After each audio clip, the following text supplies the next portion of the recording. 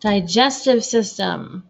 Just to review, characteristics of animals are that they are multicellular, they reproduce sexually, they are heterotrophic, and they move at some point in their lives. So, for example, a sponge as an adult does not move, but when it is sort of a teenager sponge, it has the ability to move around. So we're going to talk about the fact that animals are heterotrophic now, as in they seek out some source for their food. Can't make their own.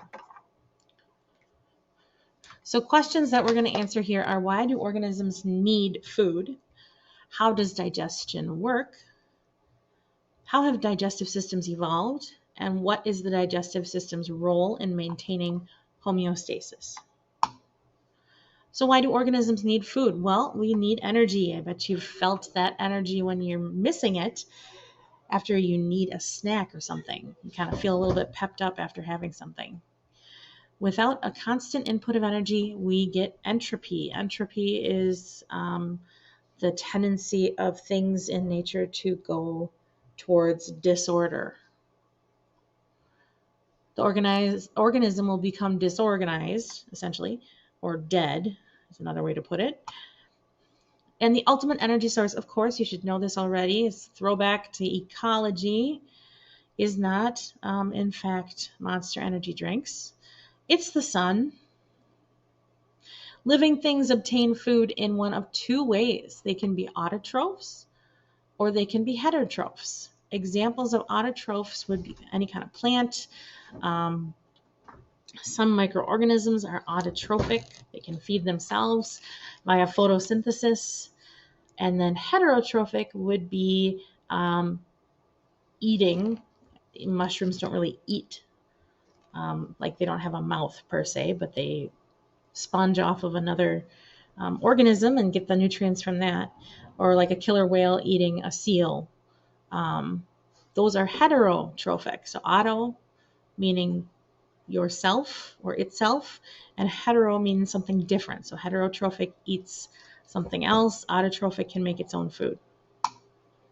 For heterotrophs, there are two main ways that food is digested. You can digest food intracellularly or inside the cell. This happens in simple organisms that are small. And then we have extracellularly, which is outside of the cell. That is a two-way deal. It could also be a one-way system.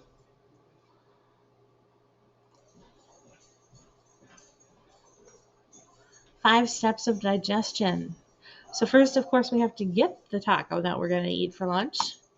Secondly, we break down that food. Some of that happens in your mouth. Some of it happens later on. We have to absorb and deliver the nutrients to the parts of the body that need it. We have to use cellular respiration to use that energy, and we have to store energy for more cellular respiration later. So we have to store that energy as well. So both using it and storing it. Storing those nutrients, using those nutrients. And then, of course, we do have to get rid of waste. So how do plants get their food? Well, they do photosynthesis, just like we've talked about in the past. We have carbon dioxide and water. A reaction happens in the presence of light, giving us glucose and oxygen. Hopefully that's a review for you. How do these organisms obtain food then? Like this cougar and this hummingbird and the spider and the bat and the snake. And I think that's a shark. How do they get food? You have to break down food. Chemical digestion is what happens. Enzymes, acids, and other chemicals convert complex food molecules into components. Proteins are broken down into amino acids. Nucleic acids are broken down into nucleotides. Lipids are broken down into fatty acids and glycerol. And complex carbohydrates are broken down into simple carbohydrates. All animals do this, and all are heterotrophs. Mechanical digestion is another piece in addition to chemical digestion. Mechanical digestion is when physical structures break large pieces of food into smaller pieces. This happens in complex organisms only. So here is a picture of a bird. You can see its beak there where the food will come in into the esophagus. Then there's a crop right before the stomach, which is kind of similar to the stomach, and the gizzard, which is what we call the stomach for the bird, which will do some chemical and mechanical breaking down of food. And then it moves on to the small intestine, followed by the cloaca, which is where the bird poops out its food. Step 3 is to absorb and deliver nutrients. Products of extracellular digestion must move into cells or a delivery medium of some kind, such as blood. Blood absorbs nutrients like glucose, vitamins, minerals, all that stuff in the small intestine. The nutrients are delivered to the cells that need them. The next step is cellular respiration. This is where the glucose will enter the mitochondria, and enzymes in the mitochondria burn the glucose, giving us energy and converting it to ATP, which is the energy currency of cells. Glucose plus oxygen plus some enzymes give us carbon dioxide, and water plus ATP or energy.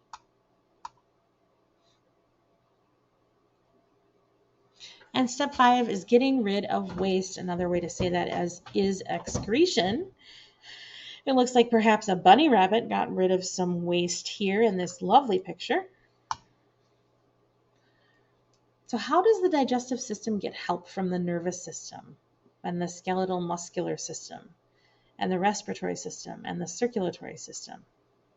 Well, what you know about the nervous system ought to help you with the first one. The digestive system gets signals from the nervous system to do things like digest food, excrete saliva into your mouth so you can begin to digest that food. The skeletal muscular system, well, your stomach is a muscle. You have muscles in your mouth that help you to swallow food. Respiratory system is really an important one. That is bringing in oxygen. Remember, we need oxygen in order to do that process of cellular respiration. And then circulatory system is the delivery system for all those nutrients to take them where they need to go. So it is a good thing to know how the digestive system helps various body systems to function properly.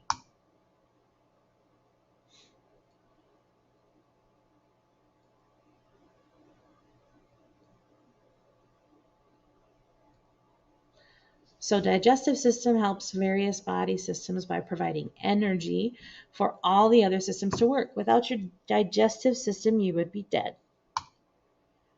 Evolution of the digestive system. You will be working on a digestive system assignment, and in that assignment there is an evolution of the digestive system, just like evolution of the nervous system.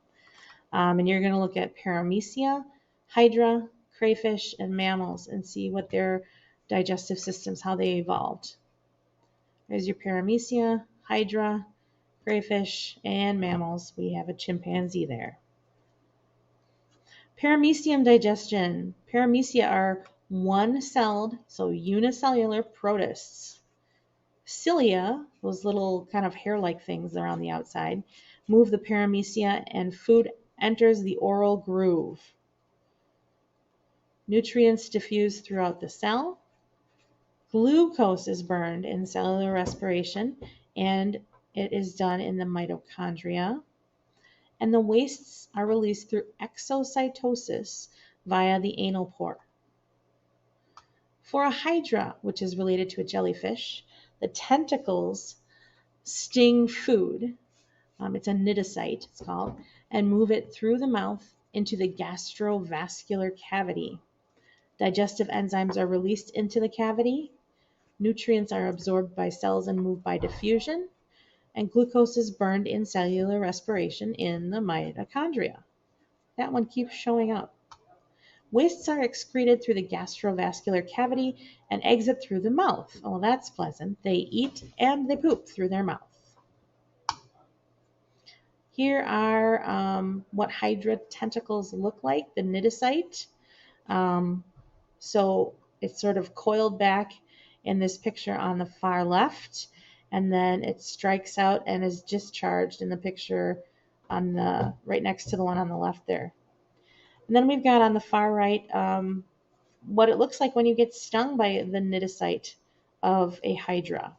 Not recommended.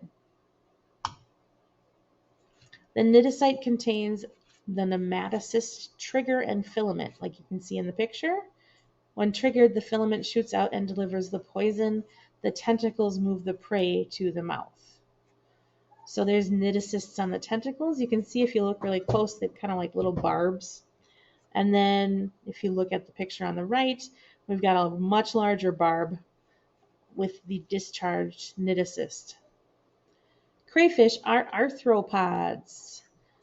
They feel with their antennae, they taste with their antennulae, they move food to the mouth with the maxillipeds and the chelicipeds. Gastric mill is the stomach, and it grinds food with digestive enzymes. Nutrients are absorbed in the intestine and delivered by the hemolymph, which is sort of like blood. And hey, look at that. Glucose is burned in cellular respiration in the mitochondria. Wastes are expelled from the anus. There's your crayfish. Mammal digestive system, complex combo of multiple organs.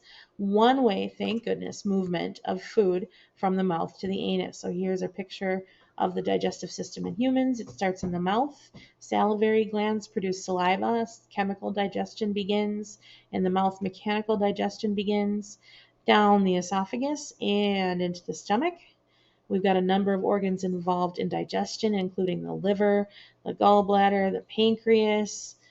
Then we move on to the small intestine and the large intestine, and goes the waste then goes into the rectum and out the anus. So this is the exact same paragraph that is located on your assignment. So you can do it there, or you can copy it here as we go through it. Digestion starts in the mouth, where chemical and mechanical digestion occurs. You have enzymes that start breaking down carbohydrates here. Then food enters the esophagus, a muscular tube that pushes the food to your stomach. Here the food is churned up and enzymes from the pancreas break down proteins. From there, food passes into the small intestine where the rest of digestion occurs, like lipids or fats, and nutrients are absorbed by its cells. Once finished going through this 12-foot structure, it passes on to the large intestine. Here's where extra water is reabsorbed for use in your body before passing waste down to the anus.